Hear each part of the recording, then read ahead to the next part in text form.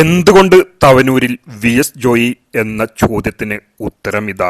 എനിക്ക് വേണ്ടി ഈ തെരഞ്ഞെടുപ്പിൽ വോട്ട് ചോദിച്ചതിന്റെ പേരിൽ, വെയിൽ കൊണ്ട് വീട് കയറി വോട്ട് അഭ്യർത്ഥിച്ചതിന്റെ പേരിൽ ജീവിതത്തിൽ ഒരിക്കലും ഒരാളുടെ മുമ്പിലും നിങ്ങൾക്ക് തലകുനിക്കേണ്ടുന്ന ഒരു സാഹചര്യം ഞാൻ ഉണ്ടാക്കില്ല എന്ന് ഞാൻ ഉറപ്പു നൽകുകയാണ്.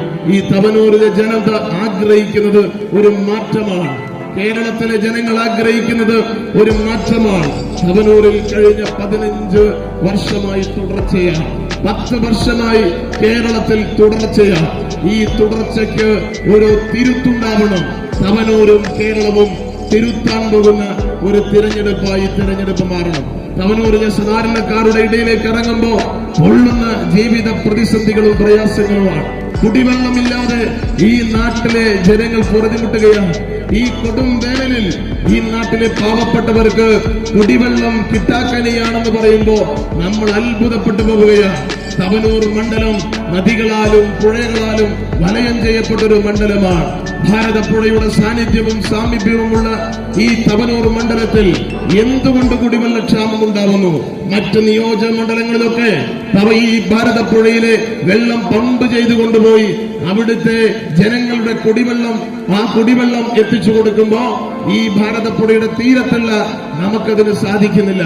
ചമ്മർവട്ടം റെഗുലേറ്റർ കം ബ്രിഡ്ജ് ഇവിടെ നിന്ന് കൂക്കിയാൽ കേൾക്കാവുന്ന ദൂരത്തെ സ്ഥിതി ചെയ്യുകയാണ്. ഈ കേരളം കണ്ട ഏറ്റവും വലിയ അഴിമതി പാലമായി അത് മാറിയിരിക്കുകയാണ്. ഈ നാട്ടിലെ ജനങ്ങളുടെ കുടിവെള്ളക്ഷാമത്തിന് പരിഹാരമുണ്ടാക്കാൻ കഴിയുമായിരുന്ന ഒരു പദ്ധതി, ഈ നാട്ടിലെ ജനങ്ങൾക്ക് ശുദ്ധജലം നൽകാൻ കഴിയുമായിരുന്ന ഒരു പദ്ധതി അഴിമതിയുടെ ഒരു പദ്ധതിയാക്കി മാറ്റി കോടികൾ കമ്മീഷൻ വാങ്ങി കീശയിലിട്ടതിനെതിരെ ഈ തെരഞ്ഞെടുപ്പിൽ ജനങ്ങൾ വോട്ട് ചെയ്യുമെന്ന കാര്യത്തിൽ ഒരു തർക്കവും നിങ്ങൾക്ക് വേണ്ട. ഈ നാട്ടിലെ ജനങ്ങളുടെ കുടിവെള്ളം മുട്ടിച്ച് കോടികളുടെ അഴിമതി നടത്തി ഈ റെഗുലേറ്റർ കം ബ്രിഡ്ജിലെ ചോർച്ച ഈ നിമിഷം വരെ അടയ്ക്കുന്നതിൽ പരാജയപ്പെട്ടവർക്കെതിരെ തവനൂർ നിയോജകമണ്ഡലം ഈ തെരഞ്ഞെടുപ്പിൽ വിധി എഴുതും. ഒരുപാട് സാധ്യതകളുള്ള ഒരു മണ്ഡലമാണ്. ടൂറിസം രംഗത്ത് ഒരുപാട് അവസരമുള്ള മണ്ഡലമാണ്. കഴിഞ്ഞ പെരുന്നാൾ ദിവസത്തിൽ 10,000ങ്ങളാണ് നമ്മുടെ കടപ്പുറത്തേക്ക് കാറ്റുകൊള്ളാൻ എവിടെ നിന്നൊക്കെയോ ഒഴുകിയെത്തുകയാണ് ദൂരദേശങ്ങളിൽ നിന്ന്. ഞങ്ങൾ വോട്ട് ചോദിക്കാൻ ചെന്നപ്പോ പലരും വിദൂരദേശങ്ങളിൽ നിന്ന് നമ്മുടെ പടിഞ്ഞാറക്കരയിലേക്ക് എത്തിച്ചേരുകയാണ്. അബ്ദുള്ള കുട്ടിയാക്ക ബ്ലോക്ക് പഞ്ചായത്ത് പ്രസിഡന്റ് ആയിരിക്കുമ്പോഴാണ് ആ പദ്ധതി നമ്മൾ ആരംഭിച്ചത്. ഇവിടെ ഈ ചമ്മരവട്ടം പാലത്തിനപ്പുറത്ത് ഒരു സ്നേഹപാതയുണ്ട്. കോടികൾ മുടക്കി ഉണ്ടാക്കിയ ഒരു പാർക്കാണ്. അത് കാട് പിടിച്ച് സാമൂഹ്യ വിരുദ്ധരുടെ താവളമായിരിക്കുന്നു.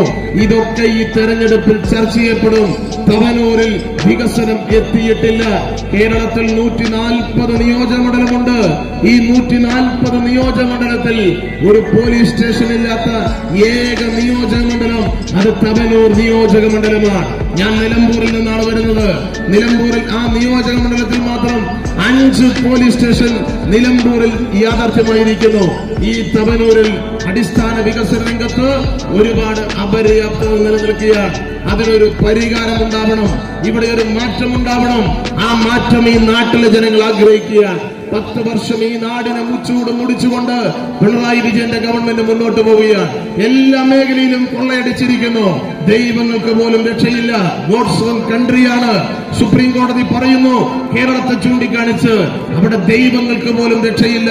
ശബരിമല ക്ഷേത്രം, അയ്യപ്പന്റെ ആ ശബരിമല ക്ഷേത്രത്തിലെ ദ്വാരപാലക ശില്പങ്ങളിലെ സ്വർണ്ണപ്പാളികൾ പോലും മോഷ്ടിച്ചവർക്കെതിരെ ഈ നാട്ടിലെ ജനങ്ങൾ വിധി എഴുതാൻ വെമ്പൽ കൊണ്ട് നിൽക്കുകയാണ്. വോട്ടിംഗ് ദിനം എത്തിച്ചേരാൻ വേണ്ടി അവർ കാത്തിരിക്കുന്ന സാഹചര്യമാണ്. കേരളത്തെ കുഴിയാനെ പോലെ പിറകോട്ട് നയിച്ച ഈ ഗവൺമെന്റിന് നമുക്കൊരു അന്ത്യം കുറിക്കണം.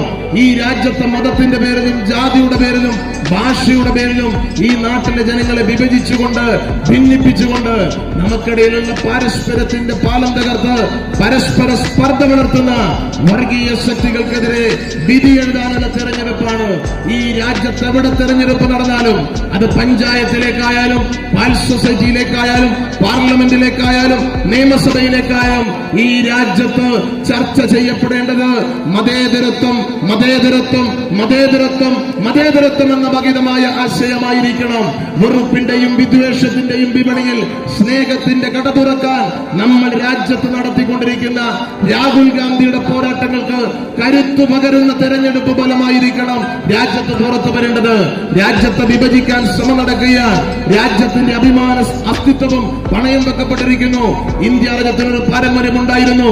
സമദാനി സാഹിബോടെ സൂചിപ്പിച്ചു, ലോകത്തെവിടെ കലാപമുണ്ടായാലും യുദ്ധമുണ്ടായാലും അടിച്ചമർത്തപ്പെട്ടവരോട് ഐക്യദാർഢ്യം പ്രഖ്യാപിച്ച ഒരു ചരിത്രം ഇന്ത്യക്കുണ്ടായിരുന്നു.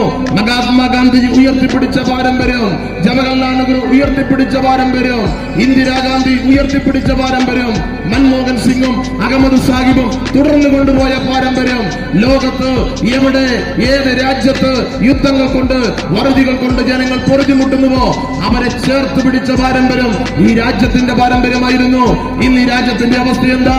അമേരിക്ക എന്ന് പറയുന്ന കാടൻ രാഷ്ട്രീയം രാഷ്ട്രം ഇസ്രായേലിനെ കൂട്ടുപിടിച്ച് വിവിധ രാജ്യങ്ങളിൽ അതിക്രമങ്ങളും ആക്രമണങ്ങളും അഴിച്ചുവിടുകയാണ്. ഇറാനിൽ പിഞ്ചു കുഞ്ഞുങ്ങൾ മുതൽ പരമോന്നത മതമേലധ്യക്ഷൻ വരെ കൊല്ലപ്പെടുകയാണ്. ഗസയിൽ പാവപ്പെട്ട പിഞ്ചു കുഞ്ഞുങ്ങളെ ബോംബിട്ട് കൊല്ലുകയാണ്. നൈജീരിയയിൽ അക്രമം അഴിച്ചുവിടുകയാണ്. വെനീസ്വലയുടെ പ്രസിഡന്റിനെ അറസ്റ്റ് ചെയ്ത് അമേരിക്ക കൊണ്ടുപോവുകയാണ്.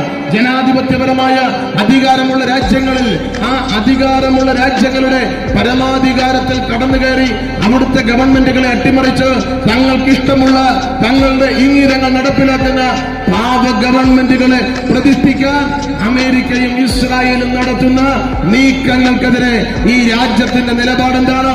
ജവഹർലാൽ നെഹ്റു സോവിയറ്റ് യൂണിയനും അമേരിക്കയും ഉൾപ്പെടെയുള്ള മുതലാളിത്ത സോഷ്യലിസ്റ്റ് ചേരികൾക്കെതിരെ, ശാക്തിക ചേരികൾക്കെതിരെ മൂന്നല്ലാതെ രാജ്യങ്ങളെ ചേർത്ത് പിടിച്ചുകൊണ്ട് ചേരിചേരാ നയത്തിന് രൂപം കൊടുത്തു. നമ്മുടെ ചേരിചേരാ നയത്തിന് വെള്ളം ചേർക്കപ്പെട്ടിരിക്കുന്നു. നമ്മൾ അമേരിക്കയുടെ മനോരോഗിയായ പ്രസിഡന്റ് ട്രംപിന്റെ അടിമക്കൂട്ടമായി ഇന്ന് ഈ രാജ്യം ഭരിക്കുന്ന ഭരണാധികാരികൾ മാറിയിരിക്കുന്നു. ഈ ലോകത്ത് നടക്കുന്ന അക്രമങ്ങൾ അപലപിക്കാൻ അവർ തയ്യാറാവുന്നില്ല. അമേരിക്ക ഈ രാജ്യത്തിന്റെ വാണിജ്യ കരാർ തീരുമാനിക്കുകയാണ്. ഈ രാജ്യത്തിന്റെ വ്യാപാര കരാർ നിർണയിക്കുകയാണ്.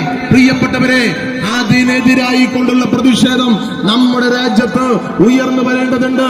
ആ അന്തർദേശീയ തലത്തിൽ യുദ്ധത്തിനെതിരായിക്കൊണ്ട്, ഫാസിസത്തിനെതിരായിക്കൊണ്ട് നമ്മൾ നിലപാട് സ്വീകരിച്ച് മുന്നോട്ട് പോകണം. ആ അന്തർദേശീയ തലത്തിൽ അമേരിക്ക നടത്തുന്ന അധിനിവേശത്തിന്റെയും ഫാസിസത്തിന്റെയും ഇന്ത്യൻ പ്രതിരൂപമായി ഈ രാജ്യം ഭരിക്കുന്ന നരേന്ദ്രമോദി മാറിയിരിക്കുകയാണ്. മതത്തിന്റെ പേരിലും ഭാഷയുടെ പേരിലും ഈ നാട്ടിലെ സാധാരണക്കാരെ കൊന്നൊടുക്കുകയാണ്. പാവപ്പെട്ട ന്യൂനപക്ഷങ്ങൾ, ആദിവാസികൾ, ദളിതർ, സ്ത്രീകൾ ഈ രാജ്യത്ത് പുഴുക്കളെ പോലെ ചവിട്ടിയിറക്കപ്പെട്ടിരിക്കുകയാണ്. ഈ ഫാസിസത്തിനെതിരെ, പ്രതിലോമപരതയ്ക്കെതിരെ നമ്മൾ വോട്ട് രേഖപ്പെടുത്തണം. കേരളത്തിൽ പിണറായി വിജയന്റെ നേതൃത്വം നടന്നുകൊണ്ടിരിക്കുന്ന രാഷ്ട്രീയ ഫാസിസം, ആ രാഷ്ട്രീയ ഫാസിസത്തിനെതിരെ, അഴിമതിക്കെതിരെ നമ്മൾ വിധി എഴുതണം. ഈ നാടിന്റെ വികസനപരമായ പിന്നോക്കാവസ്ഥ പരിഹരിക്കുന്നതിന് വേണ്ടി നമ്മൾ വിധി എഴുതണം. അതിനു വേണ്ടിയുള്ള തെരഞ്ഞെടുപ്പാണ് നടക്കാൻ പോകുന്ന തെരഞ്ഞെടുപ്പ്. ഇത് കേവലം ഒരു തിരഞ്ഞെടുപ്പല്ല, ഇത് നമ്മളെ സംബന്ധിച്ച് ജീവൻ മരണ പോരാട്ടമാണ് എന്ന യാഥാർത്ഥ്യം ഉൾക്കൊണ്ടുകൊണ്ട് വളരെ പരിമിതമായ സമയം മാത്രമേ ഉള്ളൂ.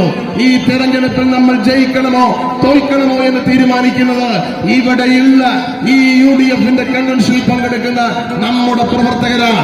നമ്മൾ ഓരോരുത്തരും കരുത്തോടുകൂടി പ്രവർത്തിച്ചാൽ തീർച്ചയായും നമുക്ക് വിജയിക്കാൻ കഴിയും. അതിനാവശ്യമായ വിഭവങ്ങൾ നമ്മുടെ സമൂഹത്തിലുണ്ട്. കഴിഞ്ഞ തദ്ദേശ തെരഞ്ഞെടുപ്പിൽ നമ്മൾ വലിയ വിജയം നേടി.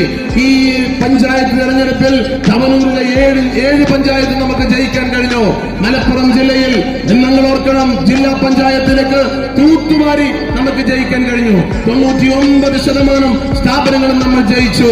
നമുക്ക് 16 സീറ്റും ജയിക്കാൻ കഴിയുന്ന ഒരു രാഷ്ട്രീയ കാലാവസ്ഥ മലപ്പുറം ജില്ലയിലുണ്ട്. 100 സീറ്റുമായി കേരളത്തിലെ ഐക്യ ജനാധിപത്യ മുന്നണി അധികാരത്തിൽ വരുമ്പോ 100 മേനി വിജയം മലപ്പുറത്തിന്റെ മണ്ണിൽ ഉണ്ടാക്കിയെടുക്കാൻ കഴിയുന്ന ഒരു സാഹചര്യമുണ്ട്. ഈ തെരഞ്ഞെടുപ്പിന്റെ അനുകൂലമായ രാഷ്ട്രീയ സാഹചര്യം മുതലാക്കി പരമാവധി തിരഞ്ഞെടുപ്പ് മിഷണറി ചലിപ്പിച്ച് നമ്മുടെ തിരഞ്ഞെടുപ്പ് പോരാട്ടങ്ങൾക്ക് നേതൃത്വം കൊടുക്കുന്ന അതിന്റെ പ്രവർത്തനങ്ങൾക്ക് തുടക്കം കുറിക്കുന്ന ഒരു നിമിഷമാണ്. വളരെ കുറഞ്ഞ ദിവസം കൊണ്ടാണ് ഈ കൺവെൻഷൻ സംഘടിപ്പിച്ചത്.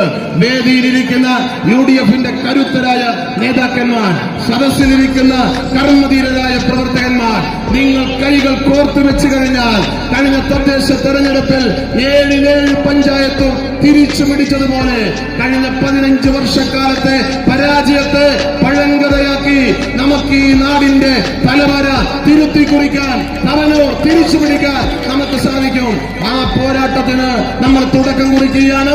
ഇവിടെ ഇരിക്കുന്ന ഓരോരുത്തരും സ്ഥാനാർത്ഥിയായി, ഓരോരുത്തരും ഒരു പ്രസ്ഥാനമായി കത്തിപ്പടർന്ന് നമുക്ക് കത്തി ജ്വലിച്ച് ജനങ്ങൾക്കിടയിലേക്ക് കടന്നു ചെല്ലാൻ കഴിയുന്ന ഒരു സാഹചര്യം നിങ്ങൾ ഉണ്ടാക്കണം എന്ന് നിങ്ങളെ ഉണർത്തിക്കൊണ്ട് നിങ്ങൾ അത് ചെയ്യും.